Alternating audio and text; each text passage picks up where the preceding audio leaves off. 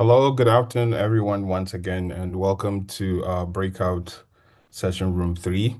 I think we'll give it another 30 seconds to 1 minute to see if we will have more attendance in the house and proceed with the presentations of the day.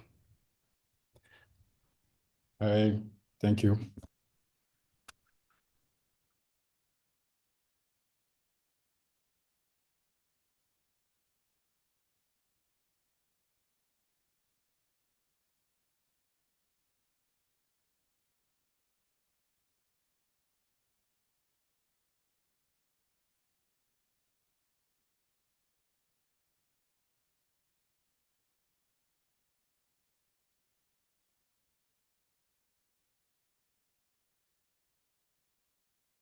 Okay, welcome once again. My name is Musa Aminu. I am with the Inform Africa Research Hub project. It stands for the role of data streams in informing infection dynamics in Africa, which is also part of the DSI Africa Consortium. Today, we will be hearing from three presenters. Firstly, we will hear from Professor Nicola Mulder. She's a professor of computational biology at the University of Cape Town, and she will be talking to us about the African Bioinformatics Institute. Our second presenter today will be Lyndon Zass, and he will be talking to us about the African Genetics Data Hub. Our third, our third presenter will be Robert Selamani, and he will be talking to us uh, about the climate sensitive infectious disease network. Uh, in other words, CSIDNet. He's a data scientist and an AI scientist as well. So welcome once again. And if my facilitator is ready, I think we have some pre-recorded uh, presentations. Tino, am I correct? Yes, Okay, I think we will take Professor Mulder's presentation, and I think we have 12 to 15 minutes for every presentation, and then we can take all the questions after the presentations. Thank you. Over to you. So today I'm going to be talking to you about the African Bioinformatics Institute. So the reason we want to set up an African Bioinformatics Institute is to really leverage and build on the work that's come before this. So H3ABI-Net was a Pan-African Bioinformatics network that was part of the H3Africa Consortium, and this was really to build bioinformatics capacity for human genomics on the continent. So over 12 years, we built computing infrastructure, we built human capacity, we ran a number of different training courses for different kinds of people, from bioinformatics users to bioinformaticians to clinicians to systems administrators, etc. And that was really impactful because we still have a huge demand for those courses.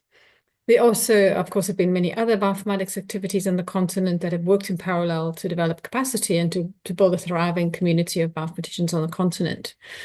We also have a number of big data-driven projects that are coming out. So the DSI Consortium has been harnessing existing data sets to derive health innovations. The Africa Biogenome Project is generating data on different species across the continent.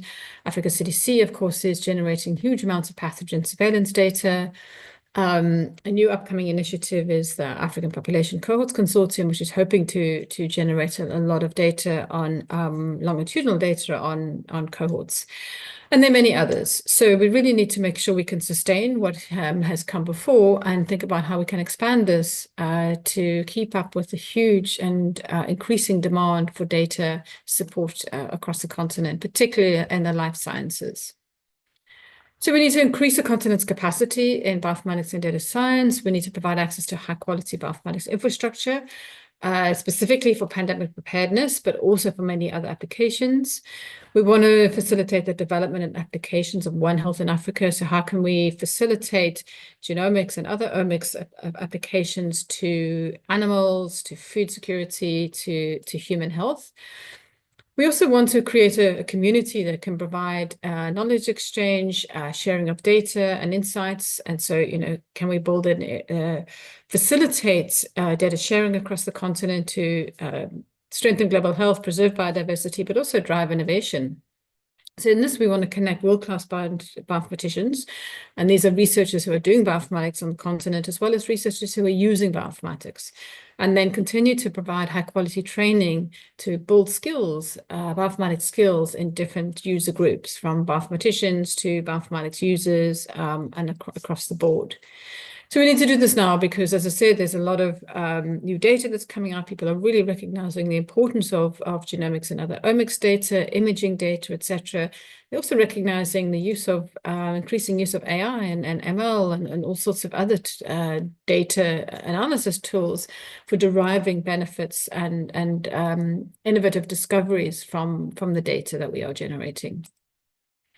So there's some key opportunities. I think the ABI is really well placed now to really take up what has been done in the past and to continue to build resources, expertise, and infrastructure in bioinformatics across the continent and really unite the group of people that are working on bioinformatics and data science for life sciences across the continent.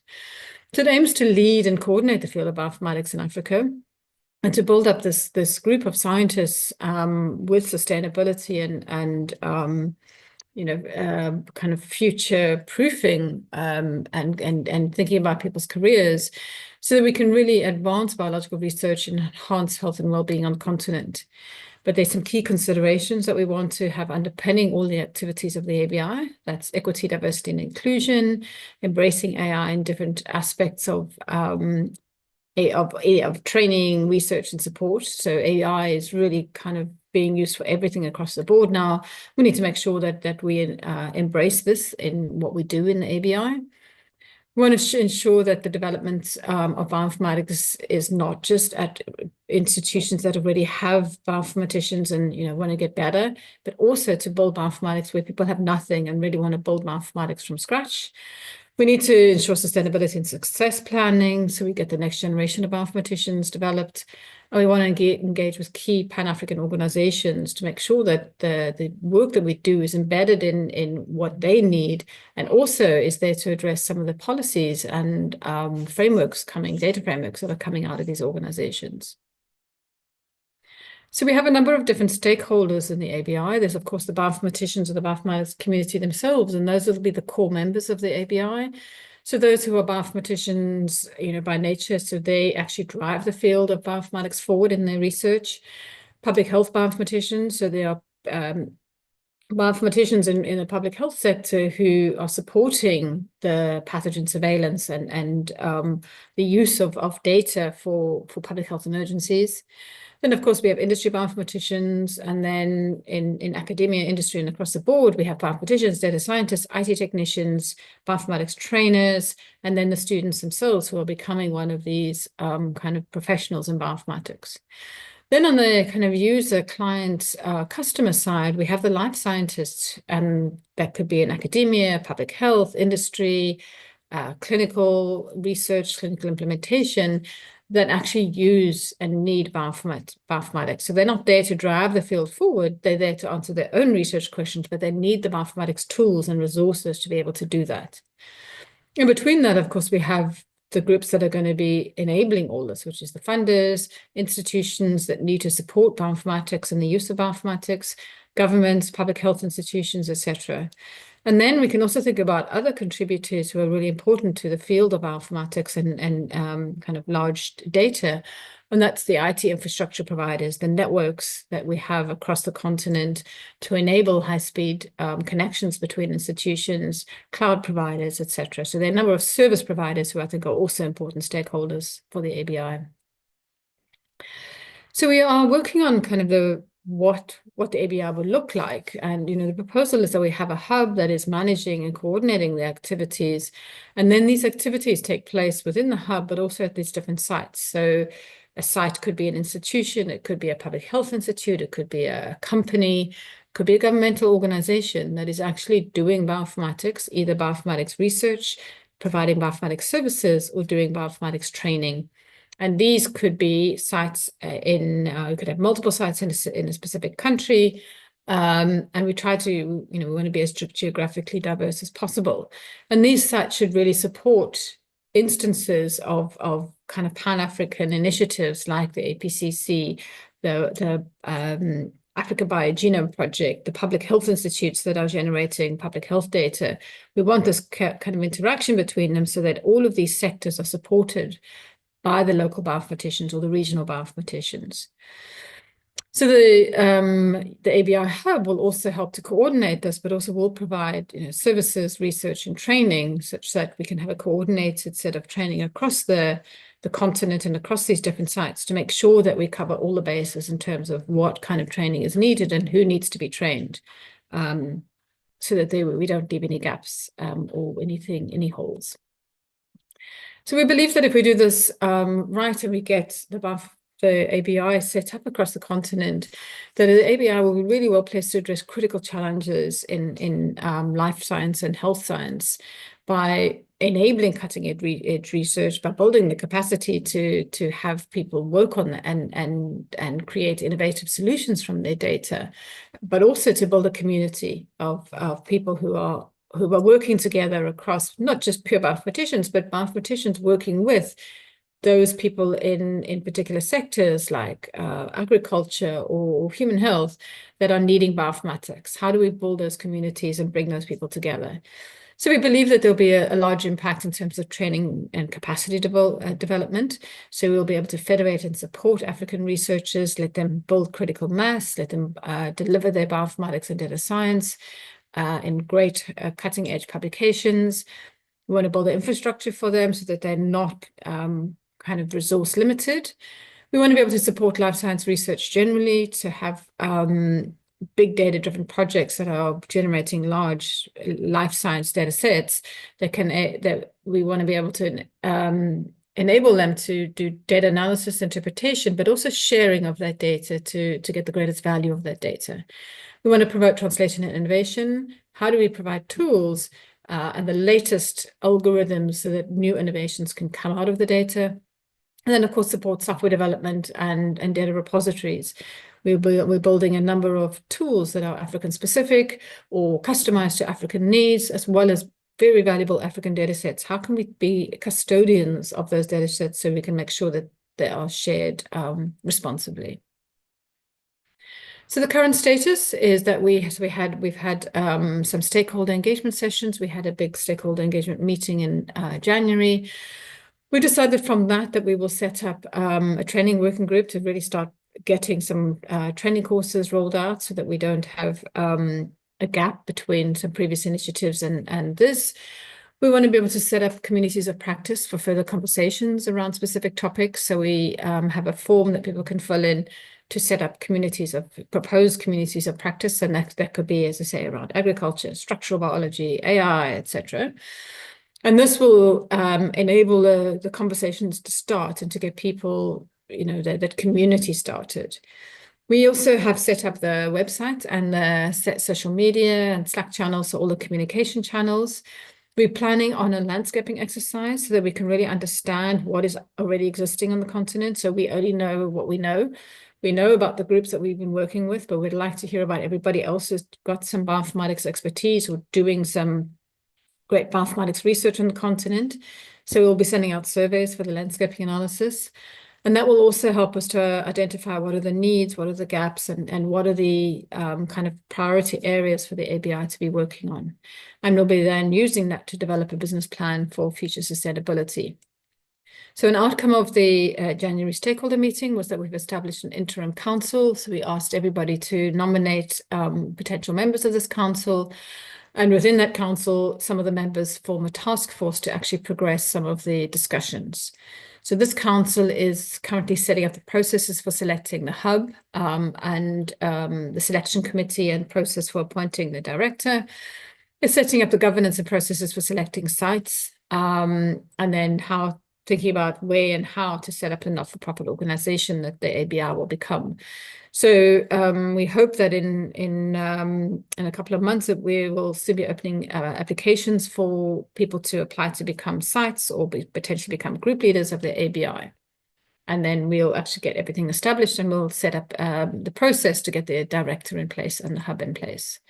In the meantime, we're working on the training plan. We're doing further stakeholder engagement, including this event now. we're meeting with large projects that are large data-driven projects to see how the ABI can support them, engaging with institutions and governments to get underlying support from them, and then we're hoping to organize a sort of a data governance workshop and data standards workshop to start bringing the community together to discuss these ideas. So that's a little taster about what the African Bioinformatics Institute is. There's a link to the website and a mailing and email address that you can ask questions. And we'll be open now for any questions as well.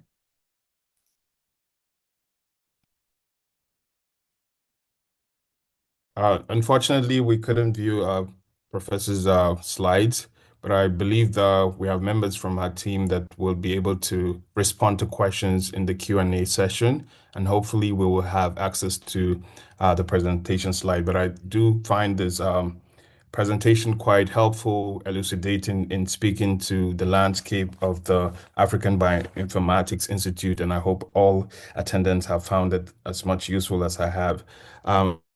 I think without further ado, we'll be hearing from Lyndon Zas. Lyndon is from the African Genetics Data Hub, and he has a background in human genetics and bioinformatics. Over to you, Lyndon. Good afternoon, everyone. My name is Lyndon Zas, and this afternoon I will be presenting an introduction and overview of the African Genomics Data Hub, or AfriGen-D for short, which is a collection of resources to facilitate African omics research on the continent. So just to provide a bit of background on AfriGen-D, as mentioned, the Hub offers a suite of interconnected resources and services to facilitate the implementation of African genomics research and bioinformatics research, particularly on the continent and throughout the research data lifecycle, from data generation to analysis and storage. AfriGen-D stems from the AfriGen-D project, which was the bioinformatics network for Asia Africa, where many of the resources and services were originally conceived or developed. In addition, it also is affiliated with the African Bioinformatics Institute and AWASI, the African Open Data Science Platform, collaborating on several shared outputs and goals. This figure broadly illustrates the resources and services offered by AfriGen-D throughout the research data lifecycle. Though I will discuss each of these in a bit more detail over the next few slides, as well as indicate where they can be accessed, I will briefly review them here for scope. Starting from data collection, AfriGen-D provides standardized data collection toolkits and an African population ontology. For data analysis, AfriGen-D provides an imputation service for GWAS studies and is currently developing a reference graph for African individuals. For data annotation and interpretation, AfriGen-D provides the African Genomics Variation and Genomics Medicine databases and is also currently developing a Gen2Fen resource. For data sharing, AfriGen-D has a coordinating center which facilitates data verification and submission to selected public repositories. And finally, for data discovery, AfriGen-D works with AWASI to provide a metadata catalog for omics datasets. So to provide a bit more detail on these resources, I'll begin with the African Population Ontology, or AFPO for short. This ontology enables the comprehensive annotation of African individuals in research studies. This is particularly useful in genomics research given the large genetic diversity which exists within African populations. The ontology is hosted on a number of recognized web resources including BioPortal, OboFoundry, and the Ontology Lookup Service, and can be employed to accurately classify African study participants in prospective studies or to retrospectively harmonize between various studies. For data collection itself, AfriGen-D offers data collection toolkits which cover a broad range of health or research domains, as shown here in the figure on the right. These toolkits are based on standardized research protocols and were developed with FAIR principles in mind, thus facilitating cross-study collaboration, data reuse, and meta-analyses. They can currently be accessed via GitHub and ZivaHub, and for more information on how to use them, you can scan the QR code shown here for a detailed audio guide. Moving on to data analyses, AfriGen-D currently offers a free online imputation service which can impute variants in genome-wide association studies or GWAS studies to the H3 Africa and 1000 genomes reference panels. The service allows the users to upload phased or unphased genotypes, select their reference panel of choice, and then receive phased and imputed genomes. Data is compressed and encrypted during this process, ensuring that only the user is enabled to access their results, which are automatically deleted from the server after a set period. AfriGen-D is also currently developing a pan-genome reference graph for African individuals. The reference graph captures the genetic variation across the African populations and can ultimately be employed for improved read mapping and variant calling in whole genome or exome sequencing studies. For data interpretation and annotation, AfriGen-D offers the African Genomics Variation Database, or AGVD for short, which is an online platform for exploring genomic variation data within African populations. The database is primarily employed to accurately identify the allele frequencies of genetic variants in African individuals. It accommodates batch query and regional frequency classifications. Beyond this, it also maps variants to various existing resources to elucidate the functional impact of those variants.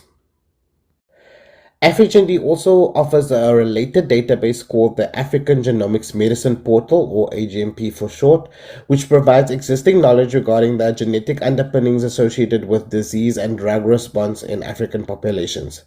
Based on study-level curation, AGMP collects metadata from existing databases such as PharmGKB, GWAS Catalog, and DishGeNet, and provides associations which have been observed in African populations at regional, country, and ethnicity level.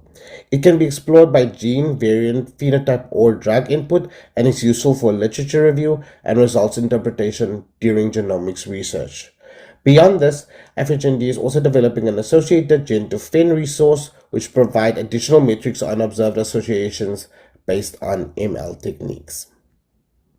Getting into the latter stretch of the research data lifecycle, AfriGen-D has a data coordinating center which can facilitate researchers with making their data fair for reuse with and by other researchers to answer novel research questions.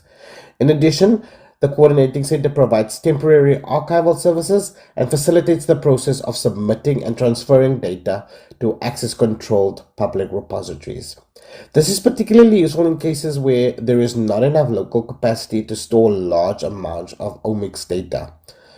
The entire process of submission is highlighted here on the figure on the right, and as highlighted, to employ the coordinating center services, users can currently log a ticket on our AfriGen-D help desk.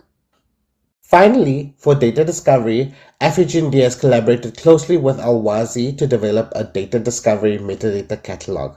This catalog provides a single platform where researchers can explore heterogeneous African-specific datasets. So this is not just limited to omics datasets or genomics datasets, but includes geospatial, image, health datasets, and more. The catalog supports the verification of datasets and provides data access pathways agnostic to the user needs. It also offers user control, whereby data providers record and maintain the metadata displayed on the platform. This image provides a bit more detail on what type of information can be found in the catalog, which records metadata at both a project and dataset level. The catalog contains a number of filters to facilitate data discovery, including filters for data type and country, and also lists data reuse conditions, to show what data can be reused for. It's important to note that the catalog is available not only for use by the DSA Africa community, but to the larger African research community as well, and the omics community in particular from the AfriGen-D perspective. So I hope with this presentation I've given you a pretty good idea of what AfriGen-D is about and more specifically how we can help you. The main takeaway of which is that there are lots and lots of resources currently available globally for genomics and bioinformatics research. And this can really make it difficult to find what you need or where to begin to find what you're looking for or need.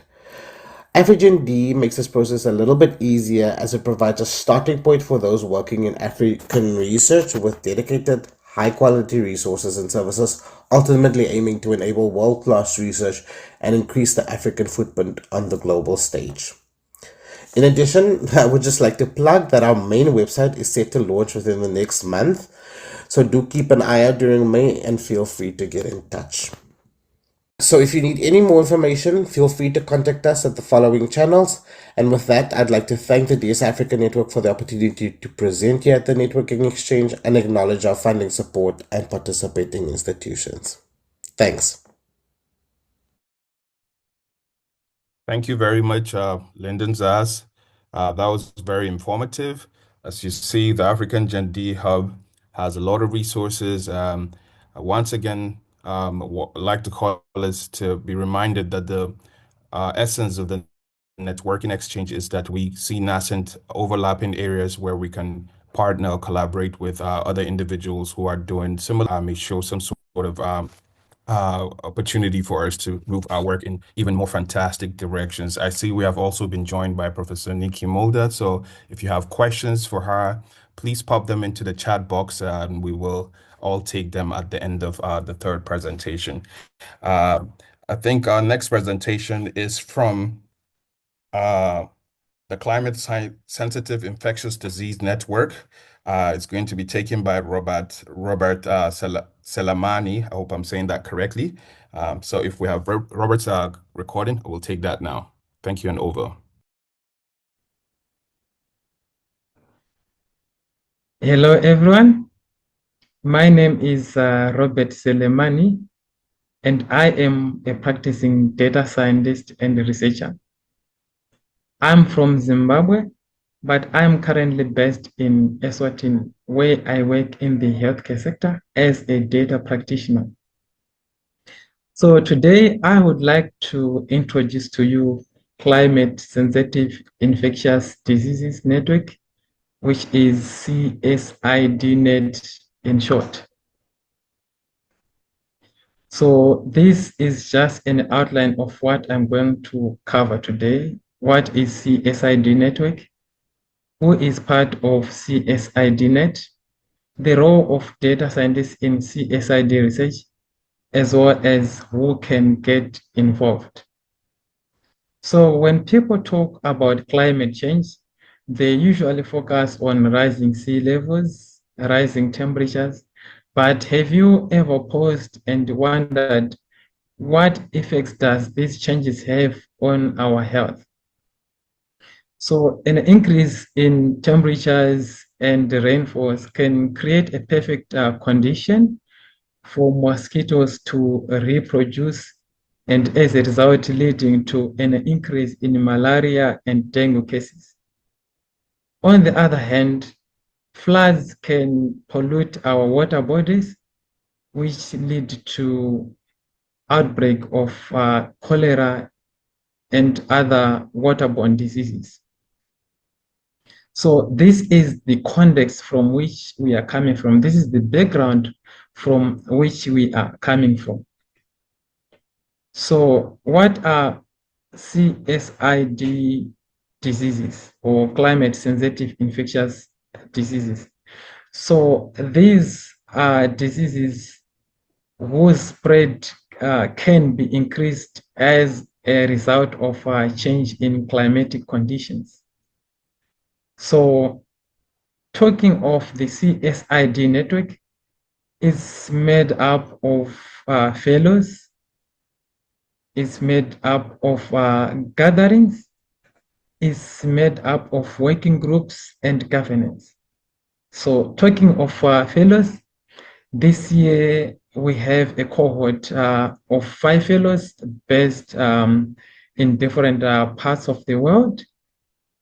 We have gatherings that are ongoing virtually, as well as an upcoming annual gathering that will take place in Thailand in July this year.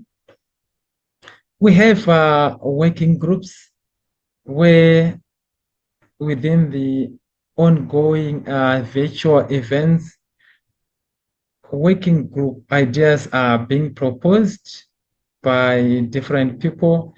And at the end, these working group ideas will be voted for.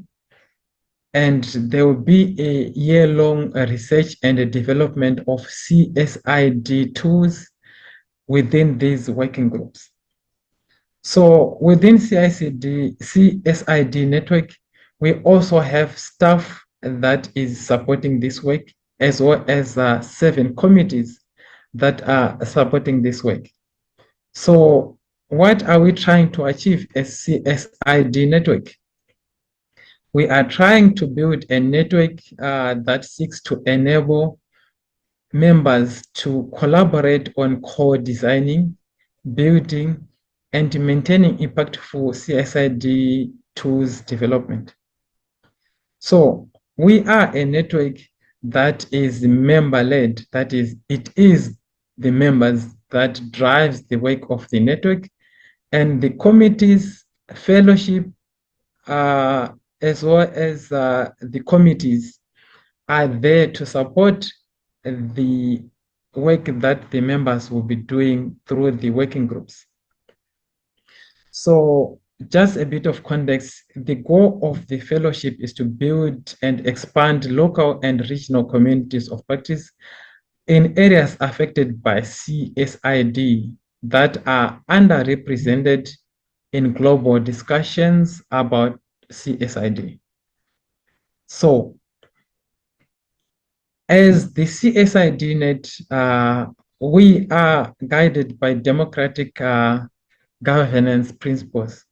So what are we trying to address here? We are trying to address 2 major barriers.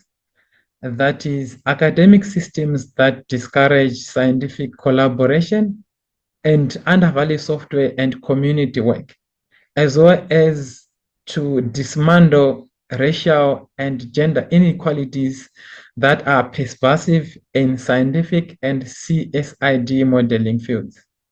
So our aim here is to just build the relationships that are rooted in mutual aid, fostering a community-led CSID field, and ensuring long-term network sustainability. We are not trying to build a one-day thing, a one-week thing, but long-term relationships that can lead to positive outcomes in CSID research. So what are we trying to grow here? What are we trying to achieve? We are trying to build scalar networks that are localized. That is, we are trying to build localized communities of practice and context-specific nodes connected across space and time. So we are trying to build communities that are grounded within their communities, that are aware of the context and things that are affecting their communities. As a result, they can come up with tools and research that is grounded and that is meant to solve the CSID problems within those communities. We are trying to grow a network of cross-disciplinary collaborations. That is, people coming from different fields with different skills and different ways of thinking coming together to develop tools that are grounded and that are useful for CSID research. We are trying to grow with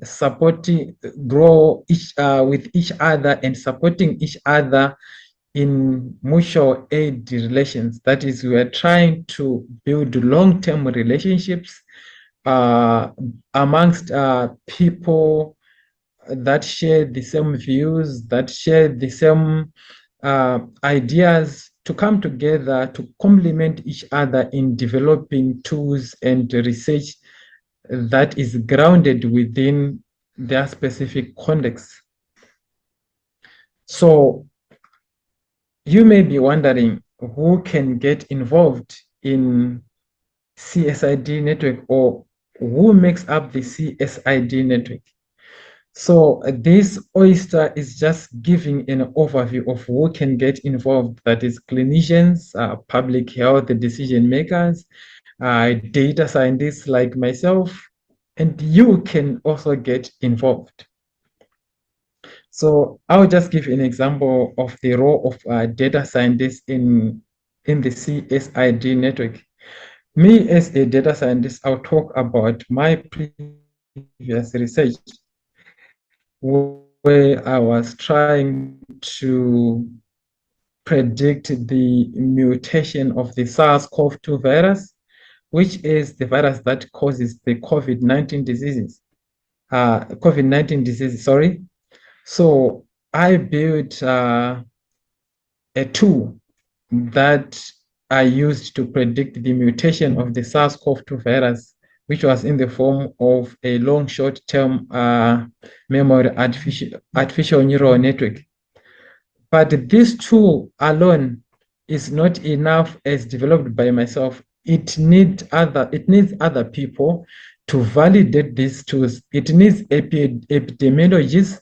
It needs microbiologists for us together to assess this tool and end up saying this tool works in terms of serving its purpose.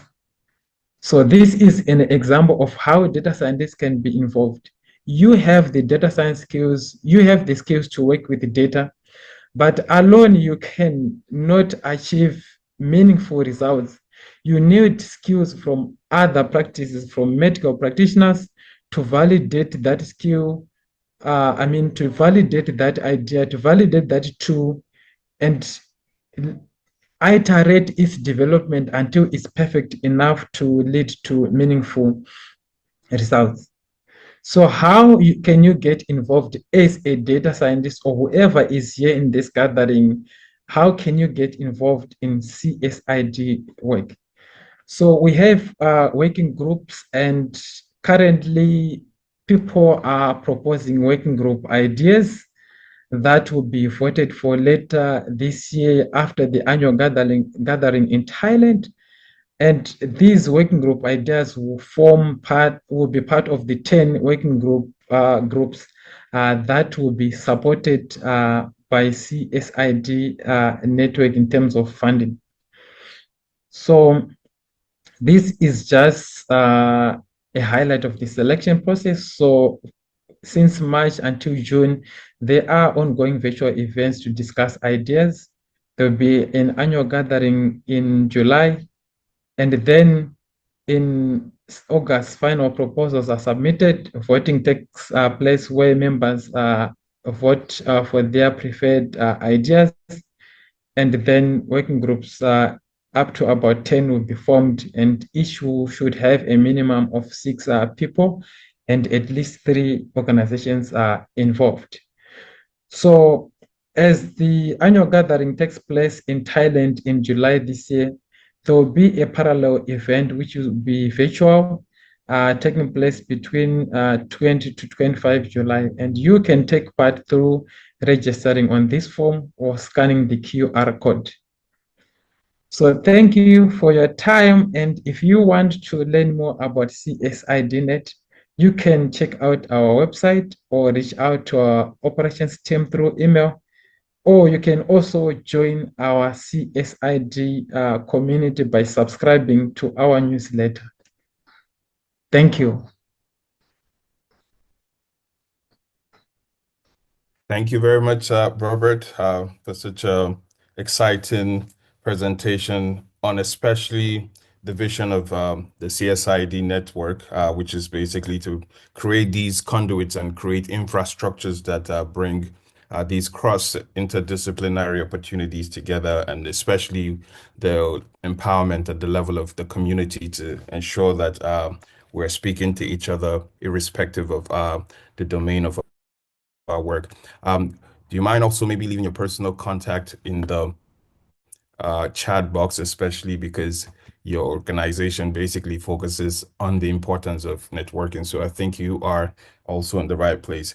So I think the floor is open for questions. We have Professor Nikki Mulder in the house. We also have Lyndon Zaz, and we have Robert Selemani. Participants, the floor is open. You can leave your messages or contributions or questions in the chat box, or you can indicate and we will give you the microphone to ask your questions or make any comment.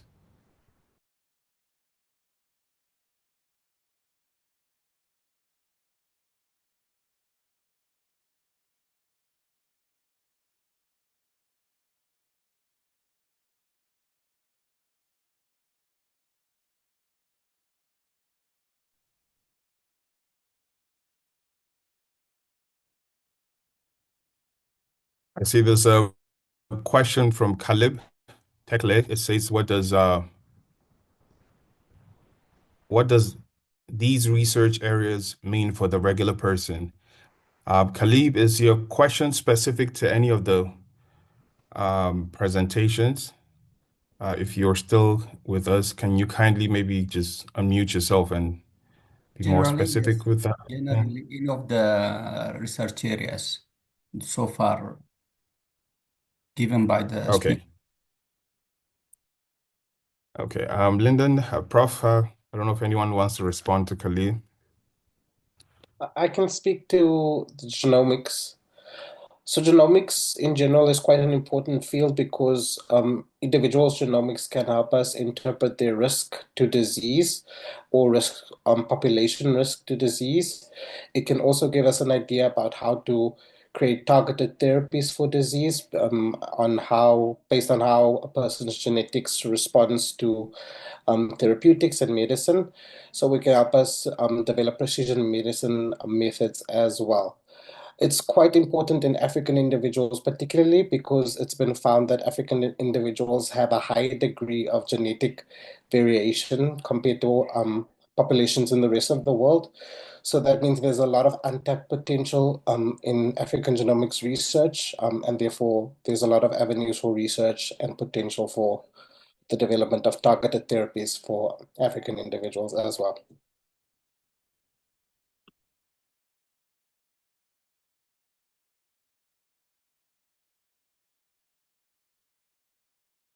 Thank you very much, Lyndon. Um, uh, any more contributions from the other presenters? Maybe to speak to the niche of your research area. What does this mean to a regular person, as Caleb has put it? So for the ABI, the Bioinformatics Institute. So firstly, apologies. Apparently the slides didn't show up during the presentation. The recording I sent did have the slides, but I'll share the slides with anybody who wants them. So for the ABI, the support that we want to provide to researchers is, if you're a bioinformatics researcher, then how do we build a bioinformatics community that can support your research to drive the field forward? If you're somebody in the life sciences who uses bioinformatics, so you need to analyze data, you need some computing infrastructure, then the ABI is really set up to guide and provide support for your research to make sure that there's no limitations to exploiting and interpreting your data through bioinformatics or data challenges. So the ABI is there. It's going to be there to really support research in the life sciences in general.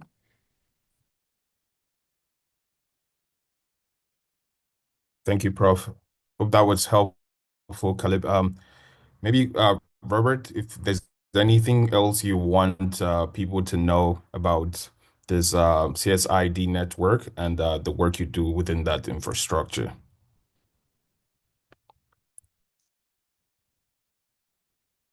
Robert, are we still Thank you there? so much. Okay, thank you so much for the opportunity. So just like you have heard from the presentation at CSID Network, we are a multidisciplinary network who welcomes anyone and everyone interested in climate-sensitive infectious diseases research. Yeah, and the goal is to make sure that we, whatever tools that are developed for tackling climate-sensitive infectious diseases, as well as CSID research, is grounded within the grassroots communities. The CSID problems that are in Nigeria, they are different from CSID problems that are in Mozambique.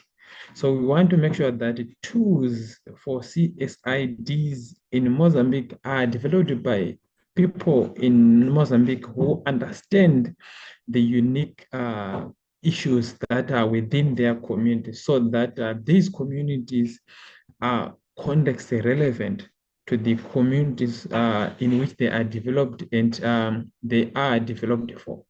So this is basically just an addition. So like I said, we have ongoing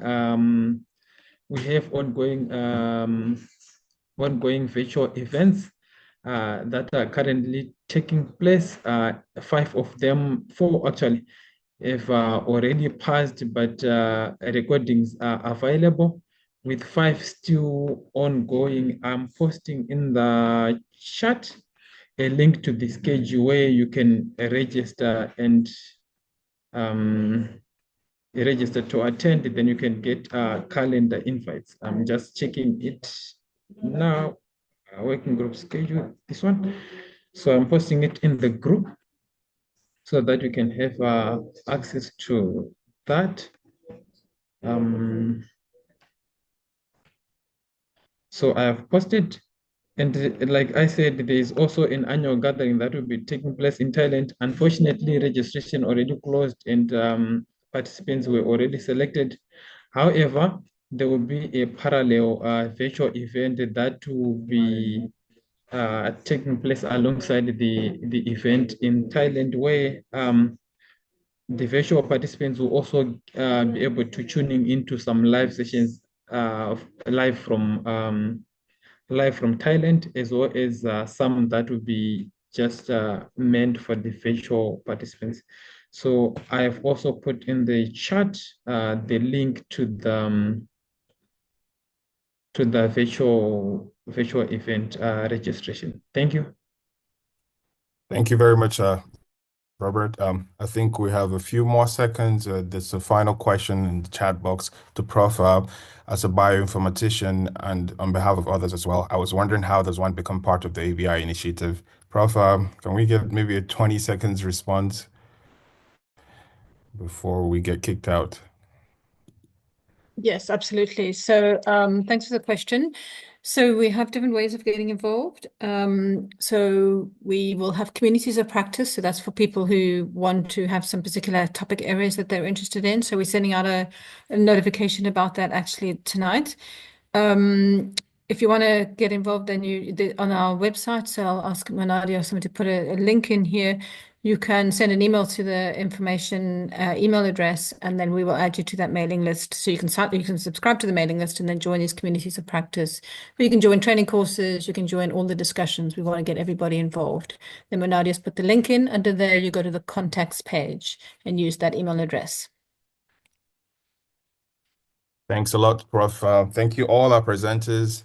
I think we still have a few more seconds before we all get kicked out. It was a very exciting session. And once again, my name is Musa Aminu. I'm with the Inform Africa Research Hub.